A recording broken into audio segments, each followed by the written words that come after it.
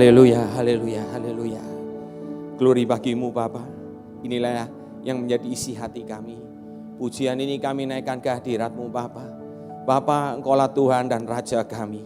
Engkau yang berdaulat atas hidup kami. Oleh karena itu kami berani berserah penuh kepadamu Bapa. Bapa, terima kasih, terima kasih. Kalau saat ini Bapa kami boleh ada bersama-sama, tidak hanya di tempat ini, juga dengan saudara-saudara kami, Tuhan yang ada di rumah. Bapa, terima kasih untuk pemeliharaan penyertaan-Mu yang begitu luar biasa atas kami.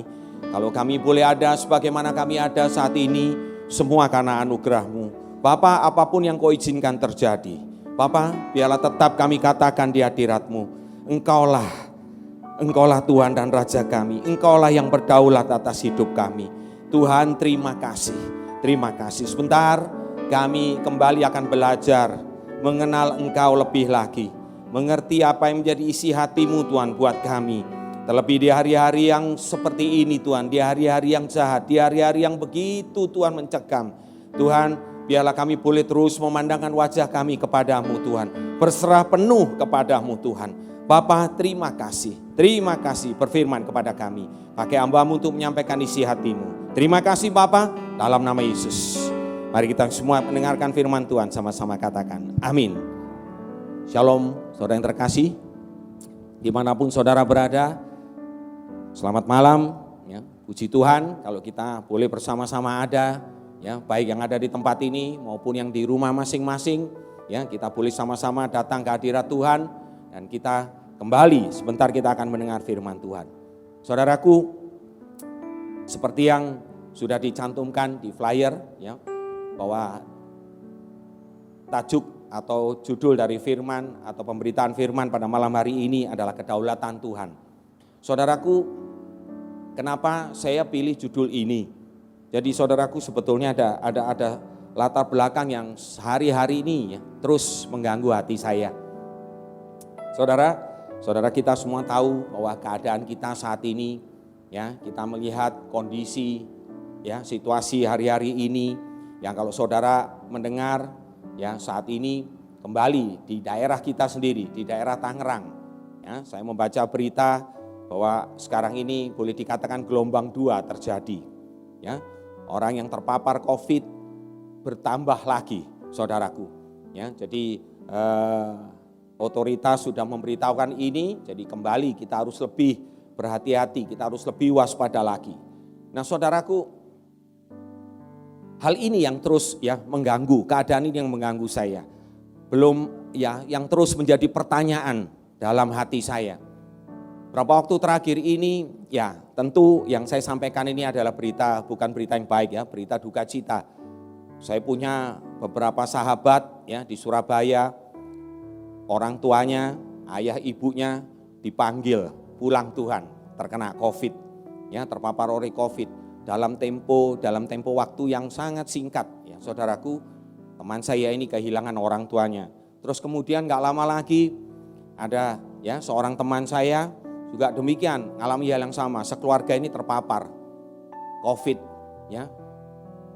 Dan akhirnya saudaraku, adik, ya, sepasang adiknya juga dipanggil Tuhan pulang, berurutan dengan jangka waktu yang tidak jauh. Kemudian gak lama lagi kakaknya, saudaraku. Nah, beruntung mamahnya juga terpapar, mamanya sudah tua, hampir 80 tahun, justru malah mamanya yang kembali, ya, ternyata bisa puji Tuhan disembuhkan dan mamanya menjadi sehat. Nah, teman saya sendiri ini negatif. Saudaraku, saya terlibat secara langsung, saya berdoa buat mereka. Tapi tetap hati saya itu bertanya-tanya, saudaraku, kepada Tuhan. Tuhan, mereka ini semua anak-anak-Mu. Kenapa Engkau izinkan ini terjadi? Saudaraku, terus terbayang dalam hati saya. Bagaimana seorang mama, seorang ibu kehilangan 3 orang putranya dalam tempo yang singkat. Karena penyakit ini. Ya, karena pandemik, ya, karena virus ini. Saudara, itu yang terus mengganggu hati saya. Saya terus dalam hati saya bertanya-tanya, why God, kenapa Tuhan, kenapa? Sebagai seorang anak Tuhan tentunya pasti ada penyertaan Tuhan, pasti ada perlindungan Tuhan. Saudaraku, saya terus bertanya-tanya kepada Tuhan, hati saya itu galau. Ya, boleh dikatakan seperti itu. Hati saya merasa, Tuhan bagaimana ini? Bagaimana, kenapa Engkau izinkan ini terjadi? Saudaraku, satu malam saya mendapat sebuah jawaban dari Tuhan. Jawabannya berupa lagu tadi itu, saudaraku. Tahu-tahu Tuhan inginkan saya untuk menyanyikan lagu ini. Ya, refnya tadi sangat jelas berbunyi seperti ini.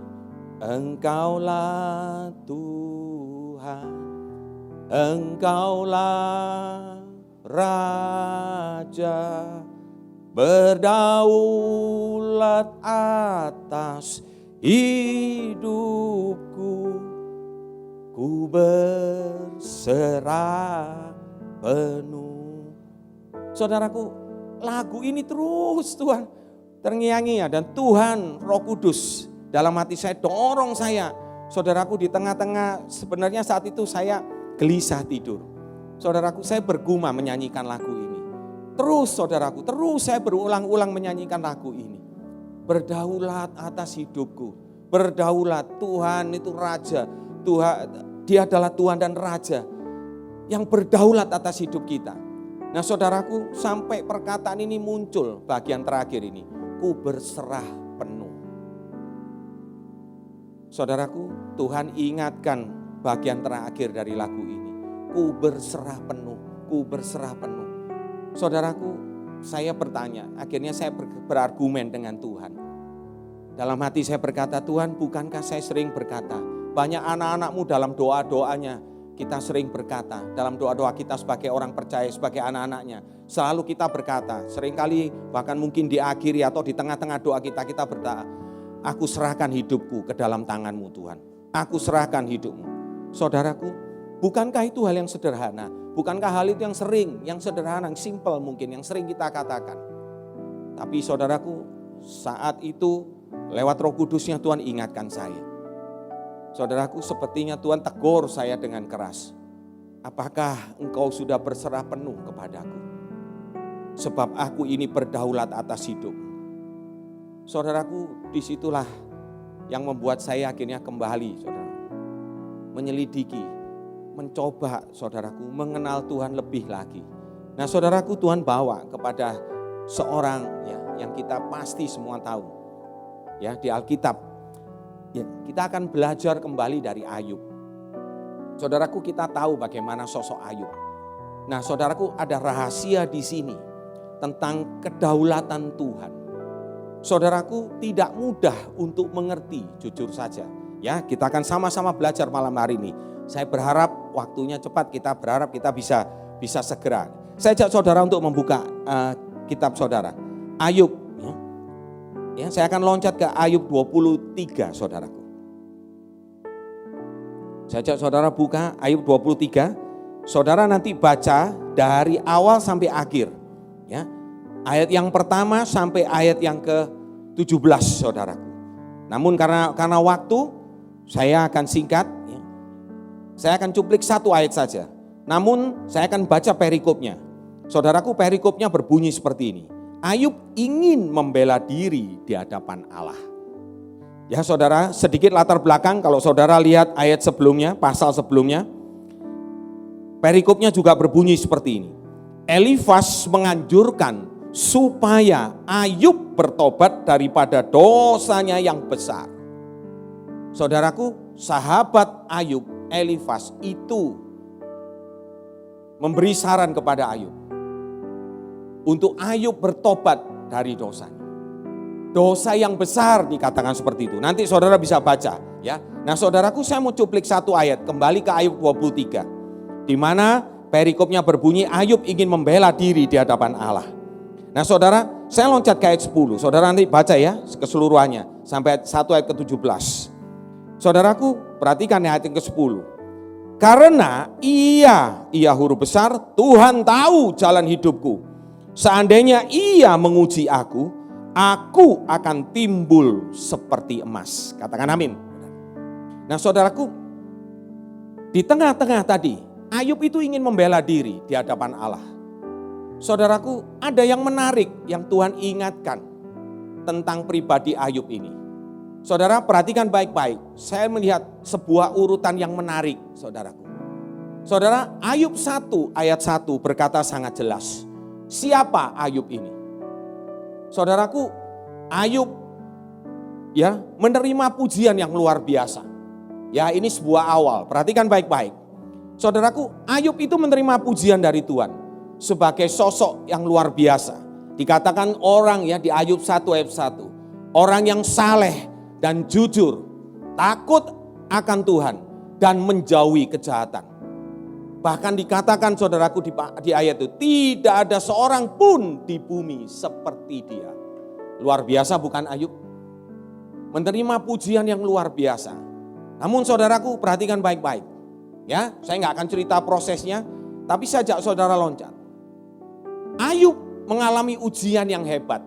Ya, setelah itu Ayub mengalami ujian yang hebat, bahkan sangat hebat.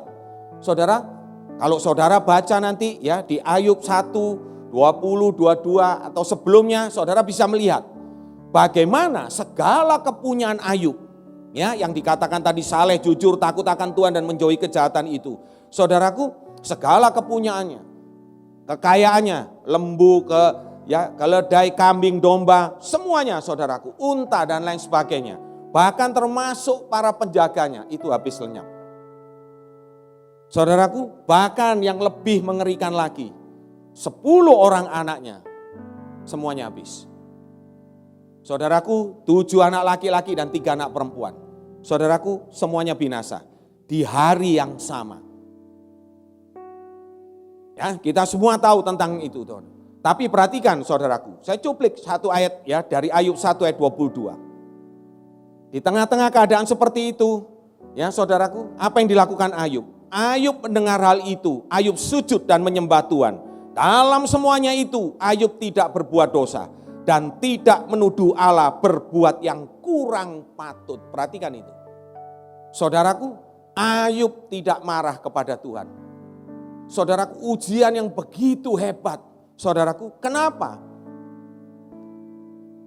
Kita lihat nanti, ya. Saudaraku lihat. Jadi perhatikan baik-baik. Ayub dipuji sebagai orang yang hebat, orang yang saleh, jujur, takut akan Tuhan dan menjauhi kejahatan.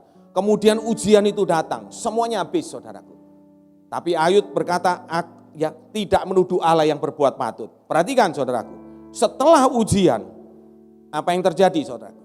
Saudaraku, Ayub kembali menerima sebuah pujian. Ayub 2 ayat 3 mencatat seperti ini. Ya, dikatakan gini, orang yang tetap bertekun dalam kesalehannya, meskipun iblis telah membujuk Tuhan untuk menyelakakannya tanpa alasan. Saudara nanti bisa baca di Ayub 2 ayat ketiga. Saudara lihat, Ayub kembali menerima pujian. Orang yang tetap bertekun dalam kesalehannya, meskipun saudaraku, hal itu banyak yang terjadi. Kecelakaan, bahkan tuh iblis telah membujuk Tuhan untuk mencelakakannya tanpa alasan. Kali saudaraku, lihat, ujian, kembali saudaraku. Pujian kembali. Saudara, perhatikan kemudian siklus selanjutnya. Kemudian Ayub menerima ujian lagi. Apa yang terjadi saudaraku? Sekarang kalau yang tadi hartanya semua hilang. Anak-anaknya semua binasa di hari yang sama. Saudaraku, apa yang terjadi? Sekarang ini tubuhnya sendiri. Saudaraku, Ayub ditimpa bara yang busuk. Dari telapak kaki sampai ke batok kepalanya saudara. Sampai ke batu kepalanya. Saudara bisa baca di Ayub 2 ayat ke-7. Bahkan saudaraku, istrinya yang disebut penolong yang sepadan itu menyuruh dia mengutuki Allah dan mati saja. Itu di Ayub 2 ayat yang ke-9. Saudaraku, perhatikan baik-baik ayat yang ke-10. Apa yang dikatakan oleh Ayub. Saudaraku, dalam semuanya itu Ayub tidak berbuat dosa dengan bibirnya. Sekali lagi saudara, Ayub tetap berkata mungkin dikatakan positif. Lihat apa yang dikatakan. Ya. Engkau berbicara seperti perempuan gila. Apakah kita mau menerima yang baik dari Allah, tetapi tidak mau menerima yang buruk. Dalam kesemuanya itu Ayub tidak berbuat dosa dengan bibirnya. Saudaraku, perhatikan baik-baik. Rupanya saudara, Tuhan bawa saya, ya membawa kita untuk mengerti saudara.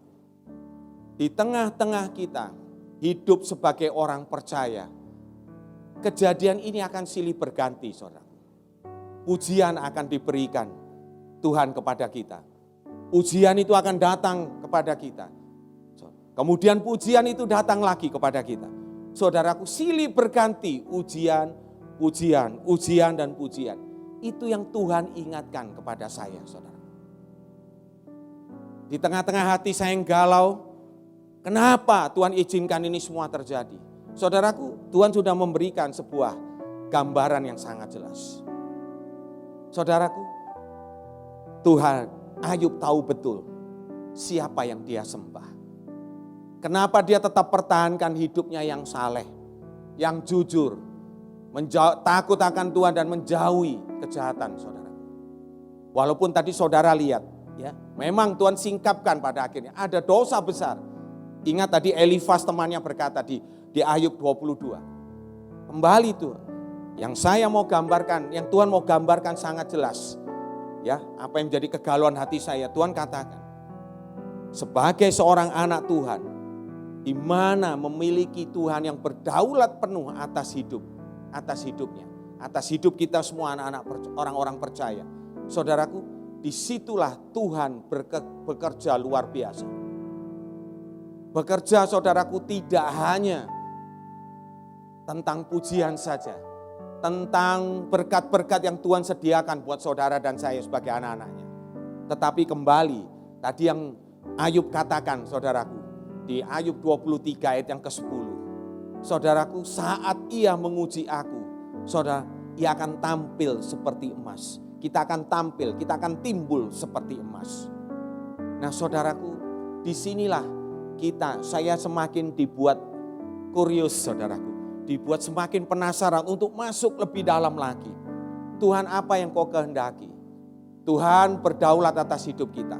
Arti kata berserah penuh dalam pujian tadi itu yang Tuhan mau kita buat. Ya, Tuhan mau kita semakin lebih lagi mengerti.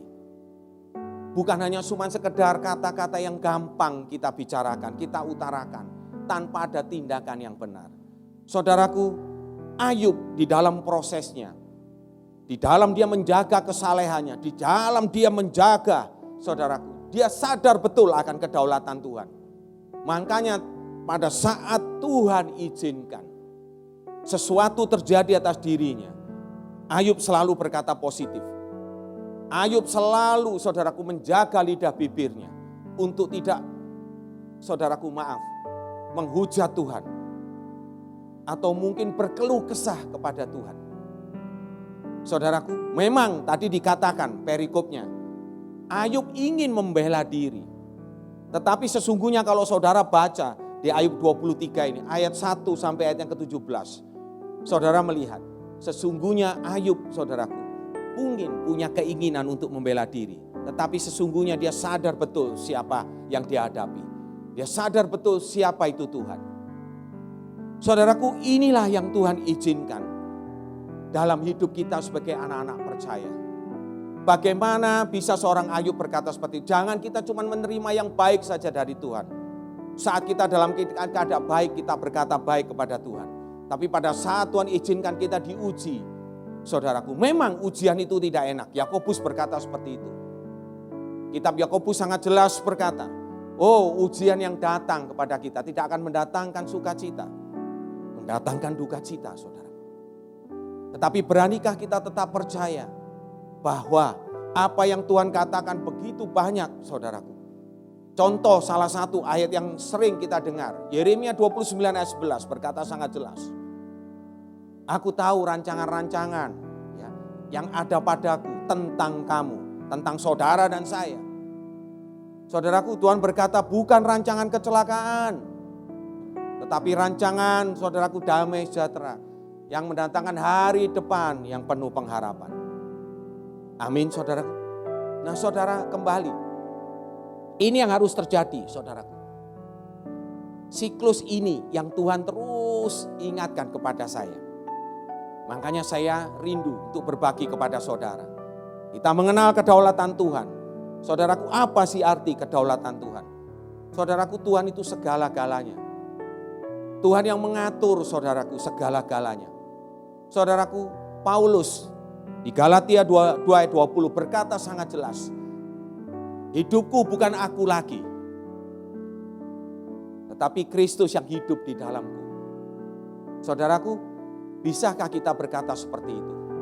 Pada saat kita berkata sepertinya dengan mudah kita berkata, aku berserah penuh kepadamu. Betulkah itu sungguh-sungguh kita berserah penuh? Saudaraku, itu yang kita harus camkan hari-hari ini. Saya percaya saudaraku, Tuhan tetap pegang kendali dalam situasi apapun. Ada amin saudaraku? Dalam keadaan yang seperti ini, yang melanda seluruh muka bumi saudaraku. Apakah Tuhan tidak concern, atau Tuhan tidak perhatian, atau Tuhan tidak betul-betul memikirkan saudara dan saya sebagai anak-anaknya. Orang yang telah ditebus dengan darahnya yang mahal. Saudaraku, tentu tidak. Tapi kembali saudaraku, rupanya di balik itu semua, termasuk untuk saya, Tuhan sedang mengajar hal ini. Kembali pahami kedaulatan Tuhan dalam satu sisi ini. Makanya Ayub berani berkata saudaraku. Ayub berkata seperti itu tadi. Saya ulang kembali di ayat yang ke-10. Karena ia tahu jalan hidupku. Tuhan yang mengatur semuanya saudaraku. Tuhan yang pegang kendali. Itulah yang disebut kedaulatan Tuhan. Seorang hamba Tuhan menulis dalam bukunya, saya lupa saudaraku judulnya, cuma Tuhan kemarin ingatkan kepada saya. Saudaraku, ada 3 sifat kedaulatan Tuhan. Yang pertama saudaraku, kedaulatan Tuhan itu mengatasi seluruh bumi. Berlaku atas seluruh bumi, itu yang pertama. Yang kedua, kedaulatan Tuhan itu mutlak saudaraku, absolut, tidak bisa digagalkan. Yang kedua itu, dan yang ketiga saudaraku, kedaulatan Tuhan itu tidak berubah. Dari dulu sekarang sampai selama-lamanya. Dia Tuhan berdaulat. Oleh karena itu saudaraku, maaf. Saya harus katakan ini. Ini juga teguran buat saya. Jangan mudah berkata aku berserah, apalagi berserah penuh kepadamu. Saudaraku, jangan itu cuma sekedar di mulut saja. Tapi kita tidak sungguh-sungguh melakukannya. Saudaraku, disitulah saya mulai mengerti, saya mulai dikuatkan dalam pikiran saya. Ya Tuhan, sesungguhnya saya minta ampun kepada Tuhan. Tuhan ampuni saya. Ampuni saya. Saya galau hati saya. Galau hati saya bertanya-tanya kepada Tuhan tentang hal ini. Rupanya ini yang Tuhan mau kita mengerti. Nah saudaraku, sungguh kita bersyukur bukan? Kalau di gereja kita bersama ini, di GP Junction, di Intermark ini, melalui gembala kita, Pak Steven, Pak Purba, terus kita diajar dari jauh-jauh hari sebelum kejadian seperti ini tentang hidup takut akan Tuhan. Amin saudaraku. Nah saudaraku, coba renungkan kembali saudara. Mungkin saudara punya catatan khotbah dan lain sebagainya. Atau saudara pernah dengar. Atau mungkin ini rekaman di YouTube dan lain sebagainya. Ya, yang ada. Saudara gali lagi tentang takut akan Tuhan. Karena ini kunci saudaraku. Lihat Ayub itu tadi pun juga. Ayub dikatakan seperti itu. Apa tadi saudaraku? Saleh, jujur. Betul saudaraku, takut akan Tuhan dan menjauhi kejahatan. Bahkan dikatakan tidak ada orang yang seperti itu di muka bumi. Seperti dia di muka bumi saat itu. Saudara perhatikan baik-baik. Saudaraku, Ayub yang dengan kualitas seperti itu. Tetap saudaraku mengalami siklus yang sama. Ada pujian diangkat oleh Tuhan, tapi ada ujian saudaraku yang harus terjadi. Ada pujian kembali, ada ujian. Artinya apa saudaraku? Terus dibawa naik level. Dibawa naik level, terus dibawa naik level. Saudaraku, tanpa takut akan Tuhan, saudara niscaya itu akan gagal saudaraku. Nah saudaraku, apa yang harus kita lakukan? Saya teringat saudaraku, apa yang dikatakan oleh Bapak Gembala kita. Apa yang harus kita lakukan? Justru di tengah ujian, ya di tengah ujian, tetaplah bertahan dengan iman kita. Katakan amin saudaraku. Pada saat kita dipuji saudaraku, tetaplah rendah hati. Ini yang harus jadi kunci. Itulah saudaraku cikal bakal semuanya. Bukankah selalu Bapak Gembala mengingatkan kita, takut akan Tuhan. Belajar seperti Yesus, ajarkan kepada kita. Ingat, Matius 11, 28, 29, 30, 31.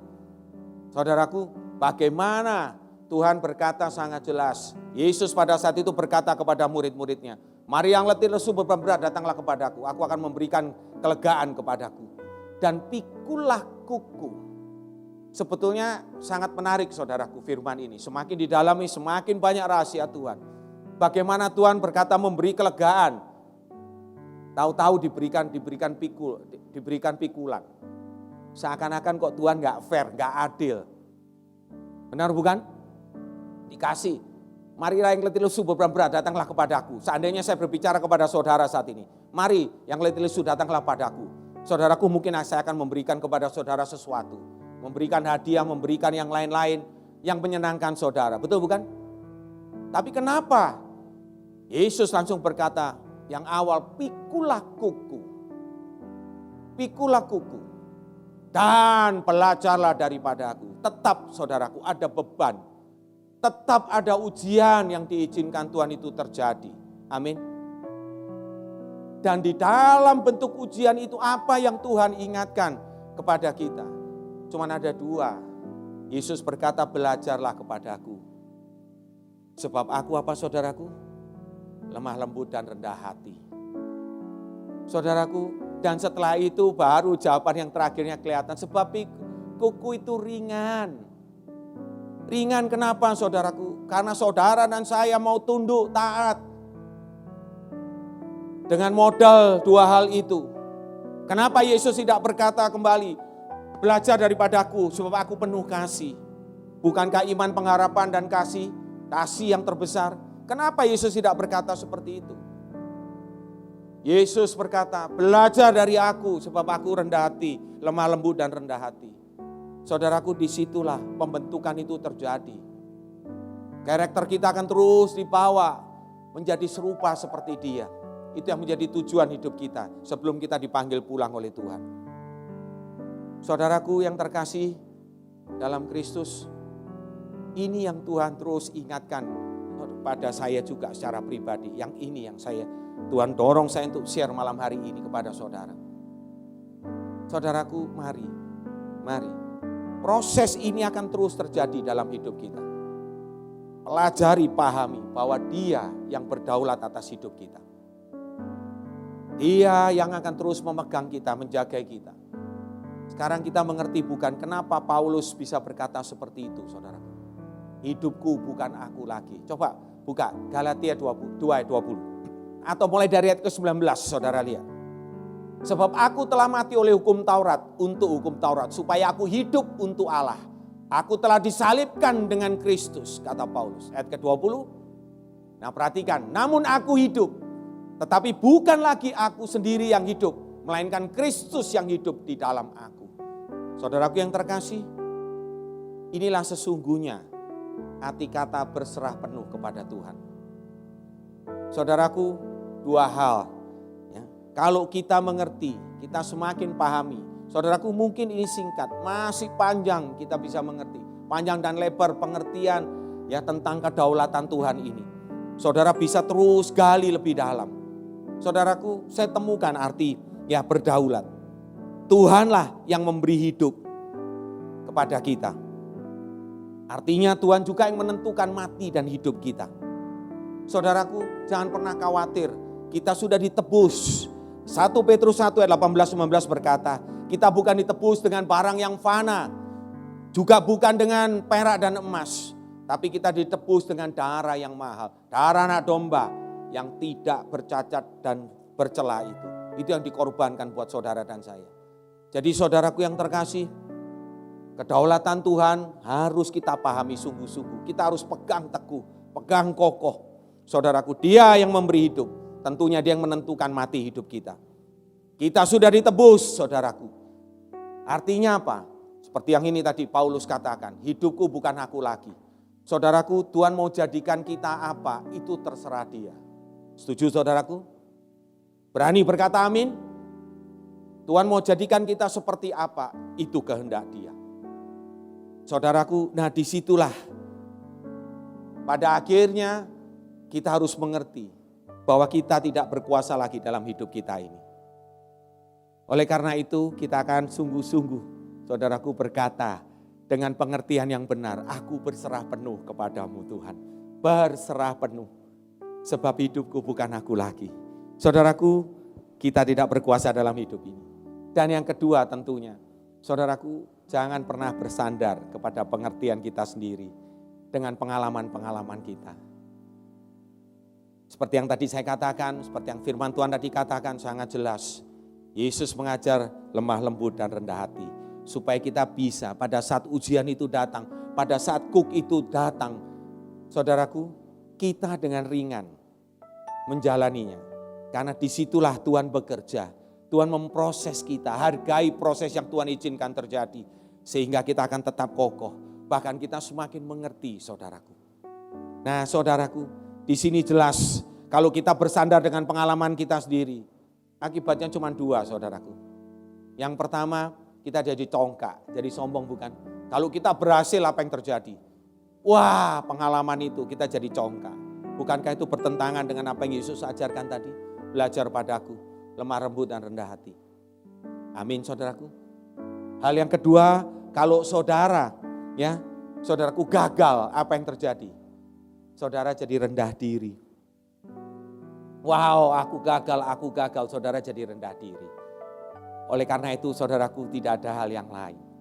Mari di tengah-tengah keadaan situasi yang seperti ini, saudaraku, memang mencekam, memang kita bisa takut, saudaraku. Tapi satu perkara, Tuhan yang sudah menebus kita, bukan dengan barang yang fana, bukan dengan perak dan emas, tapi dengan, saudaraku, darahnya sendiri, darah yang tercurah di Bukit Golgota. Saudaraku, bukankah dia akan terus, saudaraku, memegang kita? Matanya tidak akan pernah lepas dari kita, saudaraku. Saudara, mari. Dengan hal ini, hati saya jadi plong, saudaraku. Tetap saya rindu untuk menggali lebih dalam lagi. Saya mau lebih dekat lagi kepada Tuhan untuk semakin mengerti. Tuhan, inilah kedaulatanmu. Engkau yang berkuasa atas hidupku. Kedaulatanmu mutlak, kedaulatanmu mengatasi bumi. Kedaulatanmu, Tuhan, sungguh tidak akan pernah berubah. Amin, saudaraku. Mari, saudaraku, kita melangkah ke depan. Terus bersama dengan Dia. Di dalam situasi apapun juga. Pegang teguh kedaulatan Tuhan. Dan tetap bagian kita lemah lembut, rendah hati, kita siap untuk menghadapi siklus ini. Dan saudara lihat pada akhirnya, kita tahu bagaimana kehidupan Ayub, saudaraku. Ayub sadar betul. Rupanya proses pemahaman kedaulatan Tuhan itu terus terjadi pada saat dia diuji. Ujian itu terus membuat akhirnya Ayub pun juga bertumbuh. Dan saudara tahu bagaimana akhir hidup Ayub. Saudara bisa baca ya di bagian akhir dari kitab Ayub 42. Bagaimana Ayub diberkati 2 kali lipat, saudaraku. Dikembalikan semuanya. Saudaraku, itulah yang terjadi. Dan saya percaya kita semua itu pun juga akan terjadi dalam hidup kita. Amin, saudaraku. Mari kita tundukkan kepala. Haleluya. Segala puji, syukur dan hormat kami naikkan ke hadirat-Mu Bapa. Terima kasih. Kami percaya Engkau akan lebih dan lebih lagi menuntun kami. Bagian kami tidak mau menjadi orang yang congkak. Kami mau lebih lagi belajar, mengerti dan memegang teguh kedaulatan-Mu Tuhan. Terima kasih Bapa, terima kasih bagian kami. Kami mau tetap rendah hati, lemah lembut Tuhan, takut akan Engkau, sehingga hidup kami berkenan kepadamu. Terima kasih Bapa, kami serahkan sepenuhnya hidup kami ke dalam tangan-Mu. Terima kasih Bapa, kami serahkan kepada host untuk melanjutkan Zoom prayer ini. Dalam nama Yesus, haleluya.